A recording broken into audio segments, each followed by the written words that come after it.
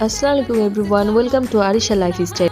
আমি দেখাবো আপনাদেরকে মজাদার বিফ ভুনা। এখানে হাঁড়িতে তেল দিয়ে নিয়েছি।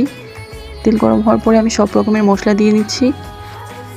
মশলা দিয়ে একটু কষিয়ে নিব, ভালো করে নেড়েচেড়ে মিশিয়ে নিচ্ছি। এখানে আমি পেঁয়াজ দিতে ভুলে গিয়েছিলাম আগে, তাই পরে পেঁয়াজটা দিয়ে নিচ্ছি। সামান্য লবণ দিয়ে দিলাম। লবণ দেওয়ার পরে খুব ভালো করে নেড়েচেড়ে মিশিয়ে নিব। এর মধ্যে দিয়ে দিব সামান্য একটু পানি। এই তো কষিয়ে নেওয়া হয়ে গিয়েছে। এর মধ্যে মাংসগুলো দিয়ে দিলাম। মাংসগুলো সব দিয়ে দেওয়ার পরে সবগুলো একসাথে মশলার সাথে খুব ভালো করে মেখে নিব। কিছুক্ষণ নেড়েচেড়ে নেওয়ার পরে এখন আমি ঢাকনা দিয়ে ঢেকে রাখবো। এখন ঢাকনা উঠিয়ে দেখে নিচ্ছি মাংসটা সেদ্ধ হয়েছে কিনা। মাংসটা সেদ্ধ হয়ে গিয়েছে। এখন আমি সামান্য জিরার গুঁড়া দিয়ে নামিয়ে নিব। ও এর মাঝখানে আমি সামান্য কুসুম গরম পানি দিয়েছিলাম মাংসটা সেদ্ধ হওয়ার জন্য।